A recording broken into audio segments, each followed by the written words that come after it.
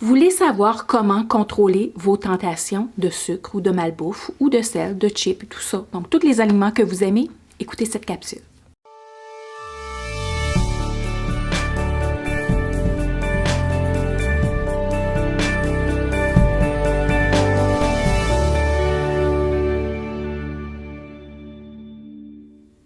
Alors, comment contrôler les tentations? Vous avez déjà entendu l'énoncé « loin des yeux, loin du cœur ». Eh bien, loin des yeux, loin de la bouche. Ça a été prouvé au niveau scientifique.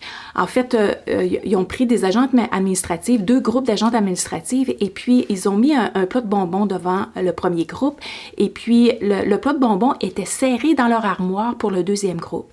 Et ils ont vérifié les comportements alimentaires des 2 groupes et se sont aperçus que les agentes administratives qui avaient le plat de bonbons à la vue constamment avaient plus tendance à en manger davantage. Donc, au bout d'un certain temps, lorsqu'ils ont vérifié les données, se sont aperçus qu'en effet, on a plus tendance, donc l'être humain a plus tendance à piger dans le plat lorsque on le voit, on l'a à la vue. Alors, si vous souhaitez diminuer vos tentations, arrangez-vous pour que ce que vous avez à la vue, principalement de nourriture, ça ne soit pas quelque chose que vous ne voulez pas manger trop souvent.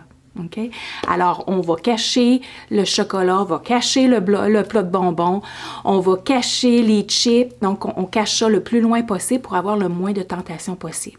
Quand il y en a, quand on va à l'extérieur, par exemple, et quand il y en a, on va s'asseoir très loin. Donc, ça veut dire qu'il faut se lever pour aller vers le plat de chips, par exemple. Alors, c'est toutes des petites astuces qui peuvent vous aider à diminuer vos tentations.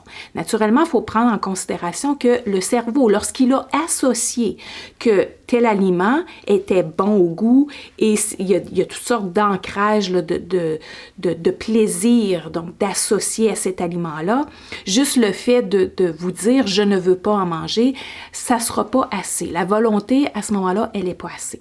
Maintenant, si vous souhaitez comprendre les associations que vous avez à l'intérieur de votre cerveau, comprendre les conditionnements que vous avez pour tenter de vous en défaire, vous en détacher complètement pour qu'au moment donné, les gens vont manger des chips à côté de vous et ça ne vous dérangera pas du tout. Eh bien, si vous souhaitez arriver à cet état-là, je vous propose de cliquer sur le lien pour aller voir les détails de mon programme Perte tes kilos avec ton cerveau. Comme le nom le dit, on utilise le cerveau pour en faire un allié, pour nous aider à se défaire des habitudes alimentaires qui nous nuisent, qui nuisent à notre objectif santé. Alors voilà, j'espère avoir l'opportunité de vous aider.